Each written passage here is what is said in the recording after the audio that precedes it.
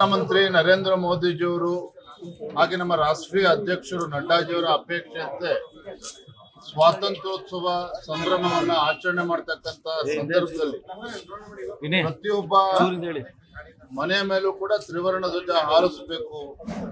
ತ್ರಿವರ್ಣ ಧ್ವಜ ರಾರಾಜಿಸುವ ಮುಖೇನ ಪ್ರತಿಯೊಬ್ಬ ಭಾರತೀಯನಲ್ಲೂ ಕೂಡ ದೇಶದ ಬಗ್ಗೆ ಒಂದು ಸದ್ಭಕ್ತಿ ಶ್ರದ್ಧೆ ಬರಬೇಕು ಅನ್ನೋ ಒಂದು ಸದುದ್ದೇಶ ಇಟ್ಕೊಂಡು ಭಾರತೀಯ ಜನತಾ ಪಾರ್ಟಿ ರಾಜ್ಯದಲ್ಲೂ ಸಹ ರಾಜ್ಯದ ಎಲ್ಲ ಜಿಲ್ಲೆಗಳಲ್ಲಿ ಎಲ್ಲ ವಿಧಾನಸಭಾ ಕ್ಷೇತ್ರಗಳಲ್ಲಿ ಪ್ರತಿ ಗ್ರಾಮದಲ್ಲೂ ಕಾರ್ಯಕರ್ತರ ಮನೆಗೆ ಭೇಟಿಯನ್ನು ಕೊಟ್ಟು ಎಲ್ಲರ ಮನೆ ಮೇಲೆ ತ್ರಿವರ್ಣ ಧ್ವಜ ಹಾರಿಸಬೇಕು ಅಂತ ಹೇಳಿ ಹರ್ ಘರ್ ತಿರಂಗ ಈ ಒಂದು ಅಭಿಯಾನ ನಡೀತಾ ಇದೆ.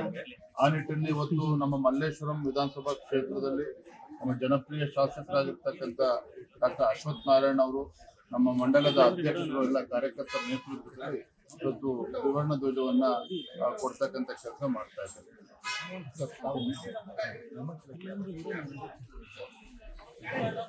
ಮುಂದಿನ ಭಾನುವಾರ 17ನೇ ತಾರೀಕು ಎಲ್ಲ ನಮ್ಮ ಪಕ್ಷದ ಎಲ್ಲ ಹಿರಿಯ ಶಾಸಕರುಗಳು ವಿಧಾನ ಪರಿಷತ್ ಸದಸ್ಯರು ಎಲ್ಲರ ನೇತೃತ್ವದಲ್ಲಿ ಧರ್ಮಸ್ಥಳಕ್ಕೆ ನಾವು ಭೇಟಿಯನ್ನು ನೀಡ್ತಾ ಇದ್ದೇವೆ. ಮಂಜುನಾಥೇಶ್ವರನ ದರ್ಶನ ಪಡೆದುಕೊಂಡು ನಾವು ಬರ್ತಾ ಇದ್ದೇವೆ.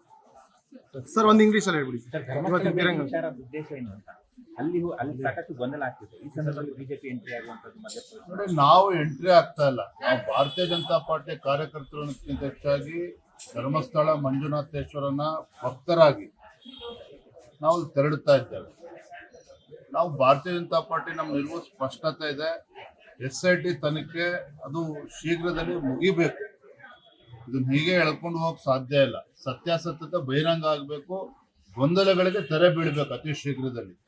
ಆದ್ರೆ ಮತ್ತೊಂದು ಕಡೆ ಎಲ್ಲೋ ಒಂದ್ ಕಡೆ ಈ ತನಿಖೆ ಹಿಂದ್ಗಡೆ ಕೆಲವು ಸಮಾಜಘಾತಕ ಶಕ್ತಿಗಳು ಏನು SDP ಬೇರೆ ಬೇರೆ ಕುತಂತ್ರಗಳು ನಡೀತಾ ಇದೆ ಅನ್ನೋ ಚರ್ಚೆಗಳು ಜನಸಾಮಾನ್ಯರು ಮಾತನಾಡ್ತಾ ಇದ್ದಾರೆ.